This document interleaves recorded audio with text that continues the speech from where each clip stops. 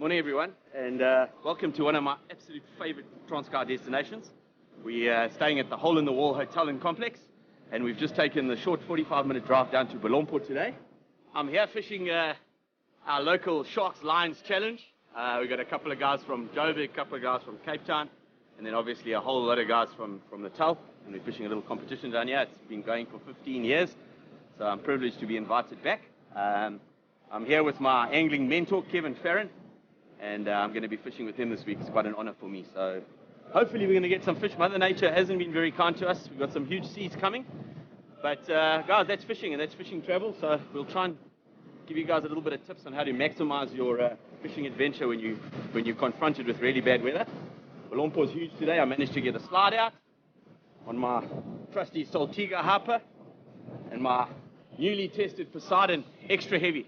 We're going to see if we can put this equipment through the faces today. Hopefully we can get a fish so we can put the sharks on the board. I hear the lions are going 5-5 at Umhlungwana. Or Vic Tyndall's got a big fish on there, so let's hope we can get one here as well.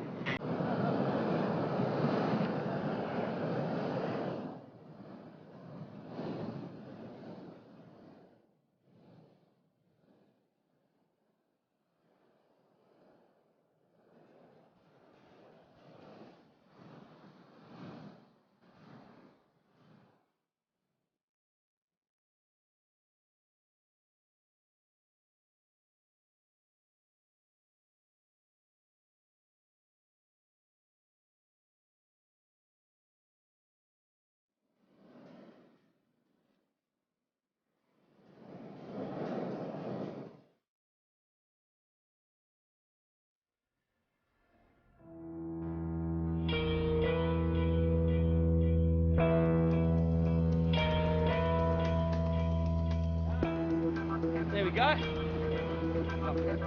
think I'm stuck, Kev. Fish is not on. Yeah, let's see what happens when you leave your rod. That one, I want to. Wrong. I think my sinker got jammed. I think that fish dropped us. Obviously in the big sea they often miss the bait and they lose the bait. And that's what I think's happened here. Oh, that's sad, eh? That's really, really sad.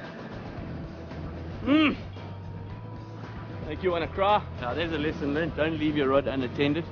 Although I think that fish, obviously with a big swell, when he got a bite, the big swell came and he just lost that bait in his mouth. And then I got jammed up in the bricks.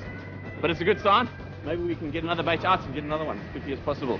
You know guys, it sounds like there's a couple of blackfins around, and what that looked like was a black as well. So I'm going to use a nice long piece of steel this time. I'm going to slide a beautiful mackerel here, little chopper bonnie on it. Hopefully we can keep another bait down because the sea's getting worse and worse and worse as we speak.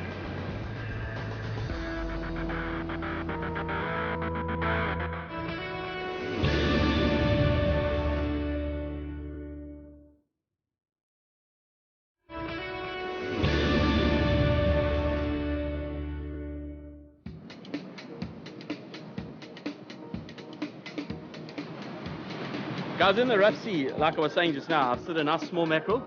I've managed to get it through those huge waves. Very important is to keep shaking your rod. Count over 150 times in a big sea like this because there's so much surge. What happens is the bait comes back and forth, even if it is a non-return clip, and often it twists up. So I would suggest you shake, like for the first 15 minutes, just shake 5 or 6 times every half a minute, every 30 seconds, just shake 5 or 6 times. Eventually that bait, even if it's coming back and forth, eventually it'll get over your leader knot, and obviously over that little Albright which we use for the nylon coated, and eventually it'll get to the clip. Otherwise you're just wasting your time. You're going to get burnt off when you get a bite.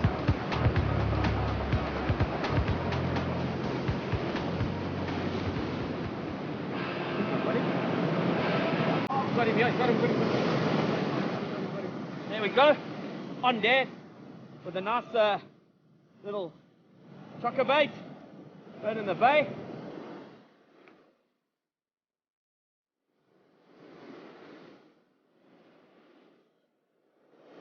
There we go, coming.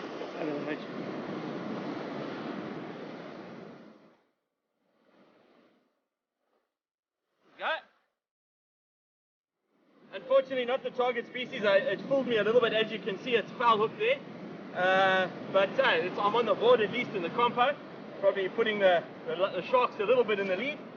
So great fun on the braid. Had my heart in my mouth a little bit. I thought I had a nice little little cobby on there.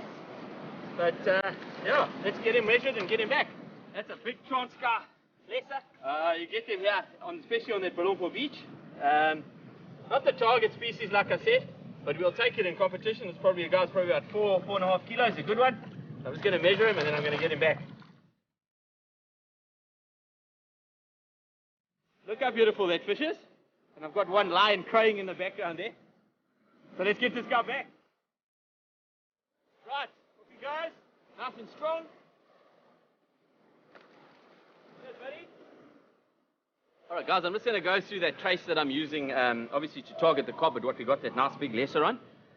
It's a pretty new trace that I've been trying and it works really, really well. It's got a lot of movement in the water. Firstly, I'm going to go to the little power swivel, normal 4 and 5 power swivel, and to that I got that quarter trace splitter stolen from the carp guys to a piece of about 45-50 centimeters 065 Kingfisher fluorocarbon. So here I've got a mustard Chinook 4.0, obviously with a little loop knot.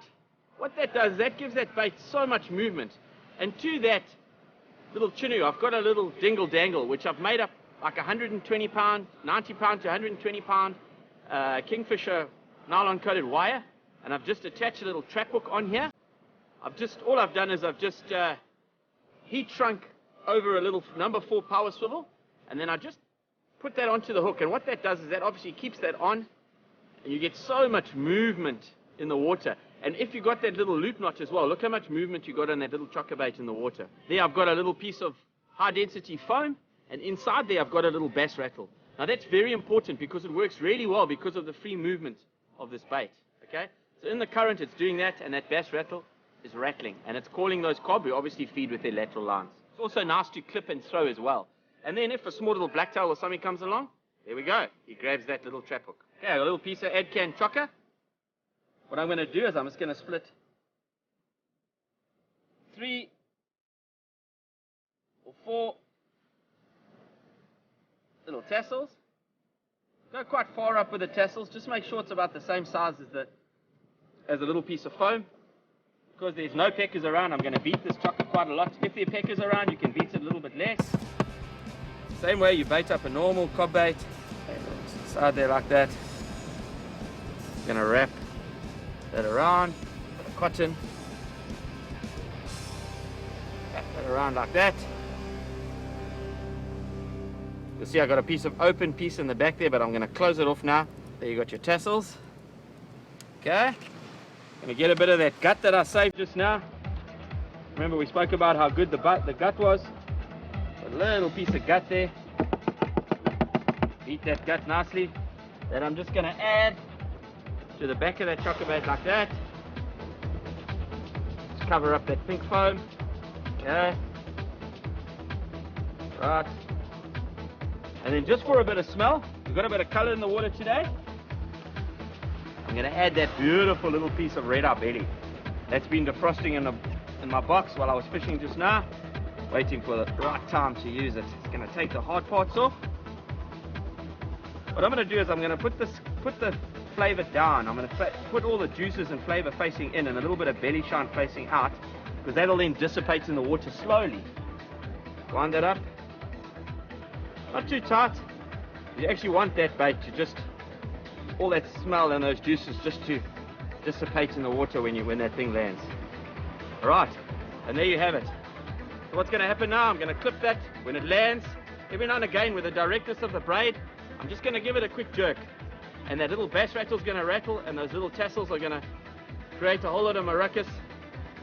And hopefully that cob is going to come and find it, if we can get past the lessers first.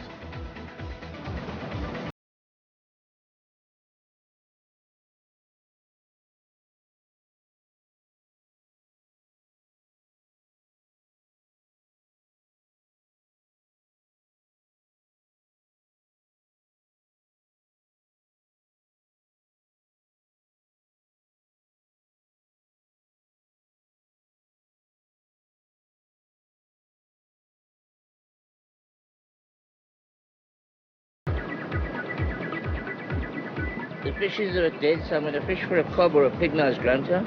I've got a Theo Daiwa on. There's been quite a few pig-nosed grunter. One of the locals kindly donated this crayfish to me, so I'm going to use the feelers for show and a bit of chocolate. Gene's kindly giving me this Daiwa Saltwater 35H, Saltwater BG. Will be my first cast with it for today. Well guys, when I said this morning that it was going to be tough, I didn't realize how tough it was actually going to be. Horrendous sea conditions, poison southeasterly wind. So what we're doing now is we're going down really light and we're going to scratch a bit. Kevin's brought us to a bay just north of Mbolompo, between Lubanzi and Mbolompo. He says it's a great spot for a couple of bream and maybe some bigger blacktail. So we're going to bring out the ultralight and the Oceana and a couple of prawns and scratch maybe, and then as it gets dark maybe we'll look for a carp again. So yeah, let's go and try and get some fish.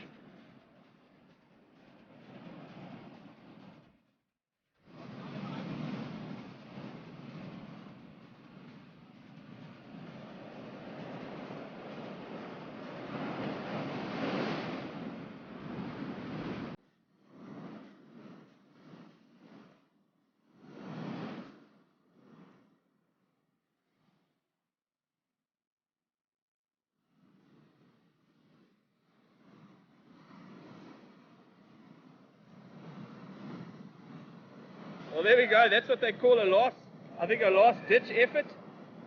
This hook's quite deep. I'm just going to cut it out. I'm going to cut it off and just let the fish go straight back. There we go. We'll just get him straight back. I'm sure it'll be all right. That's him. I think that's the last fish for the day. Let's get him back and say cheers.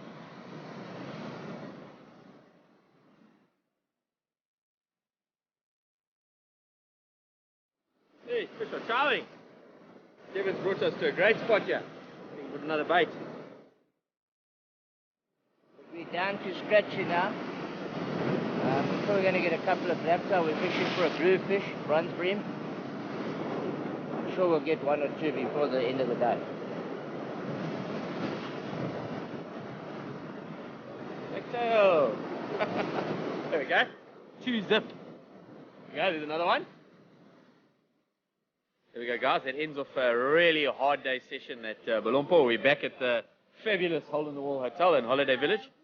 So we're going to relax, have a couple of cold drinks and maybe braai a little bit and then talk about strategy for tomorrow. So stay tuned and we'll see you next week. So cheers.